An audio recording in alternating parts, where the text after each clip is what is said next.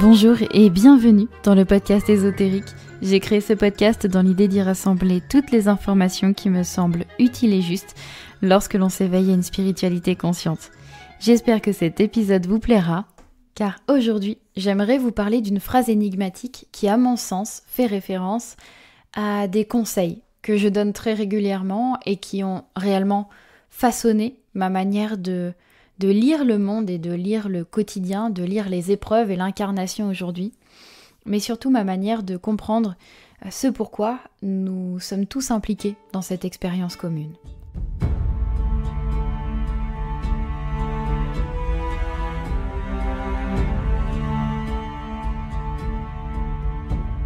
Cette phrase énigmatique, elle est issue d'un livre qui l'est pas moins, très honnêtement, et qui est nommé le Motus Liber, ou livre muet. Pourquoi livre muet ? Tout simplement parce qu'il ne contient aucun mot. C'est un livre sans mots. Paru en 1677 à La Rochelle, il possède 15 planches, qui sont des gravures de symboles hermétiques et de connaissances faisant référence directement aux grandes œuvres alchimiques. Bien que son auteur ne soit pas indiqué dans l'ouvrage, le privilège royal accordant l'autorisation de publication d'un ouvrage à cette époque nous informe qu'un certain Jacob Sola aurait obtenu cette autorisation.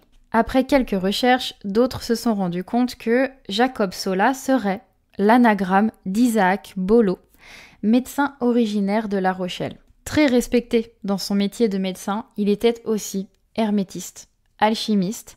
Bref, je ne suis pas là pour vous faire une explication et un historique de cet ouvrage, ce n'est certainement pas mon objectif. Moi, ce que je souhaite, c'est vous parler de l'unique phrase que l'on retrouve à la 14e planche de ce fameux Motus Liber. Car oui, c'est un livre muet, mais ce livre muet comporte une phrase qui est restée dans les esprits de tous ceux qui, à un moment donné, sont tombés sur ce fameux ouvrage particulièrement singulier. Cette phrase, c'est la phrase « ora, lege, lege, lege, relege, labora et invenies », que l'on peut traduire par « prie, lis, lis, lis, relis, travaille et tu trouveras ».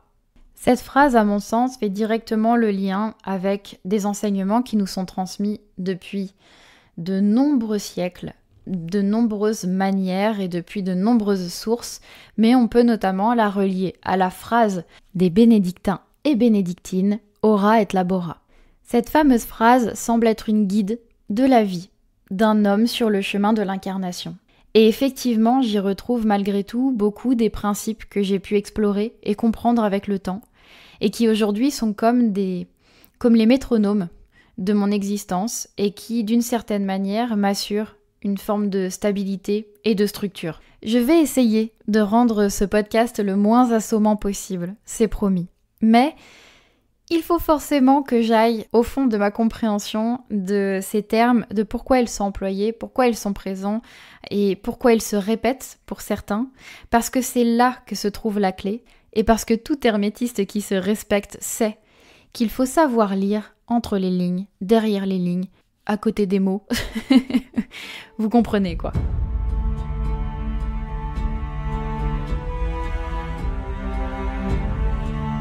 Parlons d'abord du premier terme qui est le terme « ora », signifiant « prier », « se recueillir ». Il est parfois placé dans le milieu de la phrase et pourtant lorsque l'on regarde la planche, on voit bien qu'il trône même au-dessus de la phrase.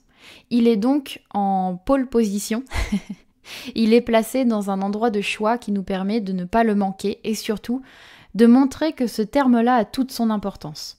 Aujourd'hui, dans notre société, nous ne sommes plus vraiment aptes à comprendre à quel point la prière peut être vertueuse dans notre expérience, tout simplement parce que tout a été fait pour nous éloigner de la foi et nous éloigner de cette conscience et de cette reliance à tout ce qui est et à cette force divine qui nous accompagne quotidiennement et qui est source de toutes choses, qui est source de vie, source de magie et source d'expériences incroyables.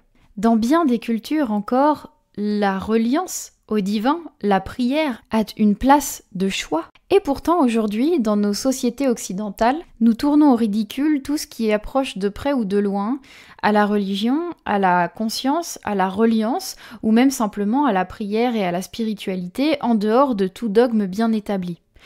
C'est source de moquerie, et pourtant, je n'ai jamais vu de population aussi triste et aussi impersonnelle que la nôtre. Alors oui, vous aurez bien compris que cette signification, cette traduction de cette fameuse phrase du Mutus Liber m'est totalement propre et elle vous sera propre lorsque vous la lirez et lorsque vous la comprendrez. Mais il me semble effectivement intéressant de placer un contexte actuel dans une phrase qui a été écrite en 1677. Parce qu'aujourd'hui, nous sommes en 2024. Cela fait des décennies que toute croyance s'est échappée complètement de notre société et que nous pensons d'abord avec la tête, avec les idées, avec ce qui est prouvé, avec ce qui est déjà découvert, sans même se dire que peut-être que d'avoir foi en ce que l'on ne connaît pas encore, c'est le meilleur moyen d'accéder à la connaissance, qui nous est encore inaccessible. La prière est à mon sens un moyen de se connecter à la fois au présent, au passé et au futur. C'est un moyen de se reconnecter à tous les temps, et de se reconnecter à une part bien plus vaste de nous-mêmes, à une part bien plus vaste de qui nous sommes même en tant que humanité, en tant que société. La prière, c'est laisser sa place au divin pour qu'il puisse faire intervenir sa force et son intelligence suprême dans notre existence individuelle. Plus nous nous coupons de cette reliance, plus nous devenons l'unique acteur de cette vie qui nous paraît parfois bien difficile. Donc toutes les personnes qui vont commencer à un moment donné à se mettre en état de prière, je ne vous parle pas d'appartenir à une religion, je ne vous parle pas d'adopter une foi particulière, je vous parle simplement de vous mettre en état de prière, ce qui signifie en état de reliance à ce qui vous dépasse, à ce qui est source de toute vie, toute existence et toute sagesse. Se mettre en état de prière, c'est avoir l'humilité de se dire que certes, nous avons un potentiel de choisir les expériences que nous voulons vivre, mais que nous ne sommes pas seuls à les vivre, et qu'en s'en remettant à quelque chose et quelqu'un de plus grand, nous avons l'humilité de ne pas nous prendre pour Dieu. Nous ne détenons aucune vérité, nous ne détenons rien qui soit complètement fini. Nous sommes des êtres en devenir, et ces êtres en devenir sont issus d'une conscience qui nous dépasse, d'une manière que nous ne pouvons même pas concevoir. Se mettre en état de prière, c'est se connecter à son humble manière à quelque chose qui pourra de toute façon apaiser, nourrir, harmoniser notre existence.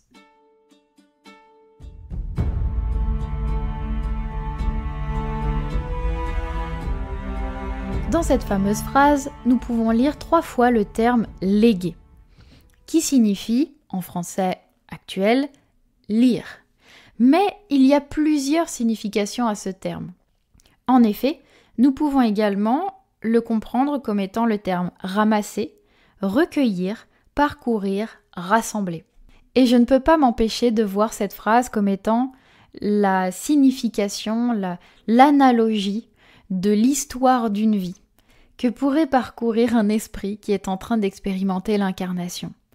Il arrive en tant qu'âme, aura, la prière, l'essence divine. Et puis en descendant sur terre, il doit passer des étapes, léguer, léguer, léguer. Comme les petits cailloux du petit poussé, eh bien il va suivre cette lecture, il va ramasser, recueillir de l'information tout au long de son expérience. Léguer le passé, léguer le présent, léguer le futur. C'est ainsi qu'il va pouvoir comprendre son existence comme étant la suite, j'ai envie de dire logique, d'expériences qui vont lui permettre de ramasser, de recueillir de la sagesse et de la connaissance. Et finalement, comment est-ce qu'il fait ça ? Comment est-ce qu'il récupère cette sagesse et cette connaissance ? Eh bien, il le fait en lisant le grand livre de la nature. Oui, ce terme me paraît tout à fait juste, tout simplement parce que notre belle nature, le monde dans lequel nous vivons, est comme un grand livre muet, un grand Mutus Liber qui, chaque jour, chaque instant, chaque seconde, nous met devant les yeux des planches gravées, énigmatiques, qui nous parle du grand œuvre de la vie, qui nous parle du grand œuvre de l'âme qui s'incarne sur terre et qui nous donne toutes les informations dont nous avons besoin, mais d'une manière bien trop cachée pour nos esprits au mental acéré. Je crois que dans cette phrase, qui est aussi la phrase énigmatique des bénédictins et des bénédictines qui suivent les commandements de Saint Benoît, on nous invite non pas à lire une fois, non pas 2 fois, mais bien 3 fois le grand livre de la vie, sous le prisme de notre âme, de notre esprit et de notre corps. Mais il y a à mon sens aussi, dans ce triple emploi du terme léguer, lire, le conseil de ne pas prioriser sa propre expérience, mais d'en faire un moyen de reliance à l'autre, un moyen de création commune. Car la première lecture sera celle de notre propre monde, de notre propre nature.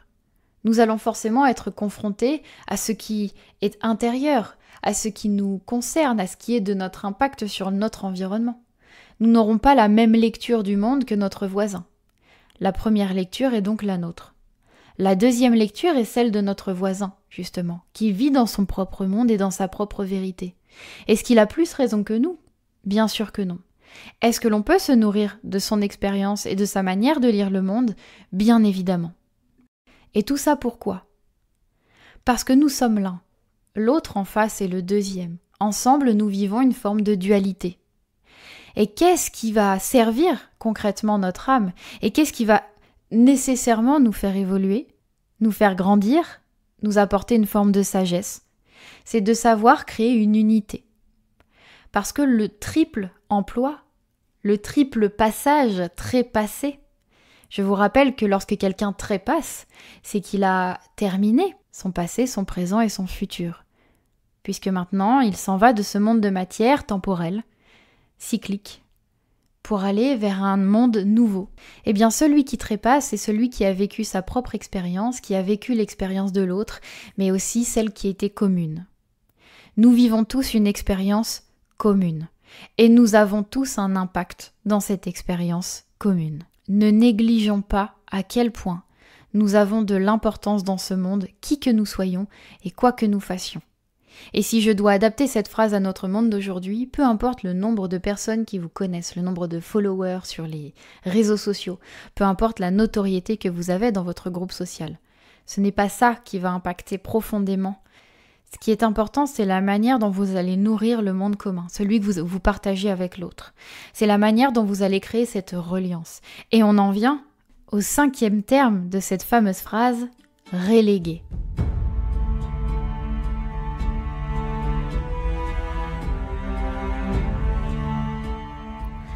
Reléguer, ça signifie relire, lire de nouveau.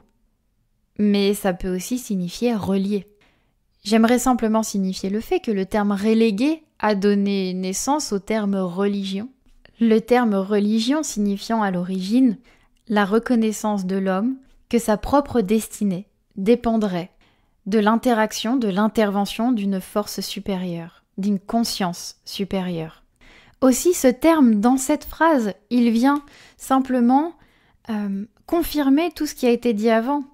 Si l'on vient avec l'intention de se relier à quelque chose de plus grand, et qu'ensuite on expérimente cette vie de matière avec notre lecture propre et dans une expérience collective, eh bien nous nous retrouvons avec une forme de reliance, reléguée. Nous avons réussi à parcourir ce chemin en nous reliant à la fois à l'autre en face, mais aussi au divin. Nous avons vécu une expérience dans la complétude de l'être. Mais est-ce que c'est si facile à faire ? Bien sûr que non. Et c'est pour cela que s'ensuit le terme laborat.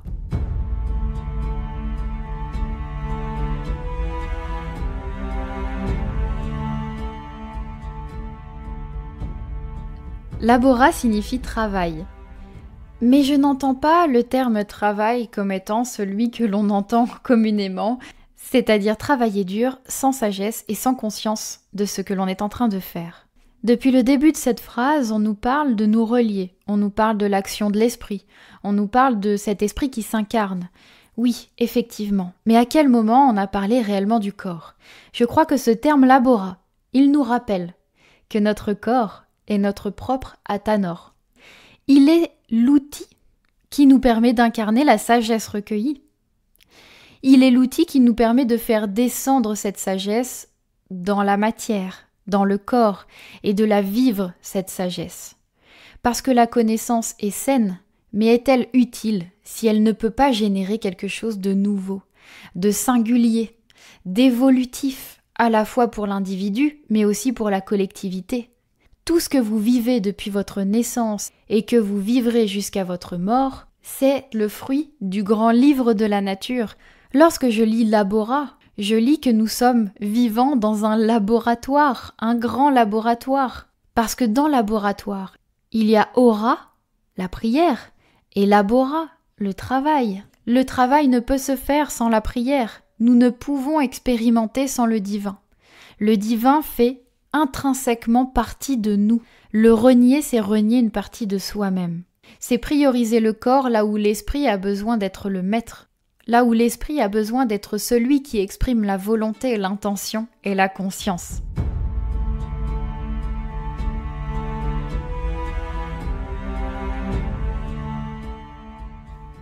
Et invenies, et tu trouveras. Tu trouveras quoi? Parce qu'invenies, ça signifie trouver. Mais en fait, ça signifie aussi rencontrer, retrouver, découvrir, connaître, savoir, atteindre. Il me semble que cette phrase, aura, léguer, reléguer, labora et invenies, signifie avant tout, tu es un esprit qui s'incarne et qui va vivre le temps, qui va vivre l'individualité, qui va vivre l'isolement de l'autre pour pouvoir retrouver l'unité. Tu vas devoir peut-être souffrir parfois, travailler dur, ne jamais rien lâcher. Et c'est ainsi que tu te rencontreras. Et invenies. Tu te rencontreras, tu rencontreras ce que tu as toujours cherché depuis ta naissance, cette pièce manquante qui fait que tu te demandes pourquoi est-ce que tu es ici? Qu'est-ce que tu fais sur Terre? Pourquoi cette société? Pourquoi ces gens autour de toi? Pourquoi cette caractéristique? Pourquoi ces maladies? Pourquoi cette douleur? Mais aussi pourquoi cette joie? Cet amour avec un grand A. Cette phrase, elle nous rappelle que de quelque chose d'universel, d'une conscience suprême, nous sommes en train d'expérimenter une expérience singulière qui nous permet de laisser de nous-mêmes dans ce vaste monde. N'oubliez jamais de demander l'intercession des cieux. Je n'y croyais pas avant. Je ne suis pas issue d'une famille pratiquante. Je ne suis pas issue d'une famille dont la spiritualité même est quelque chose qui prend beaucoup de place. C'est ma propre expérience qui m'a montré qu'à chaque fois que je me mettais en état de reliance et que je demandais de l'aide à cette force, à ces forces qui me dépassent, à ces êtres qui me connaissent mais que je ne reconnais pas, acceptez que vos efforts soient nécessaires dans la durée et que votre parcours vous semble parfois empreint de chaos, d'une maille semblant bien décousue. Lorsque l'on vit l'expérience, on ne détient pas la logique, on ne détient pas la finalité de ce tableau que l'on est en train de peindre. On a parfois la sensation que là où le chaos est omniprésent dans notre expérience, eh bien c'est par une rétrospective à la fin de notre vie que l'on se rend compte de toute la logique sous-jacente de notre expérience entière, que tout ce que nous avons vécu avait un sens. Pas forcément une justice et une harmonie en termes mental, humains. Je ne vous demande pas là d'accepter la souffrance et l'ignominie. Par contre, dans tout ce que nous avons vécu, nous avons à la fois servi notre évolution singulière, individuelle, mais aussi celle du monde dans lequel nous nous engageons. À nous de nous engager de manière vertueuse dans ce monde-là. Cette phrase, elle vient aussi nous rappeler que le chemin ne s'arrête pas là. Vous savez maintenant que vous devez faire votre part. Si vous demandez l'intercession des cieux, on vous donnera la force d'agir.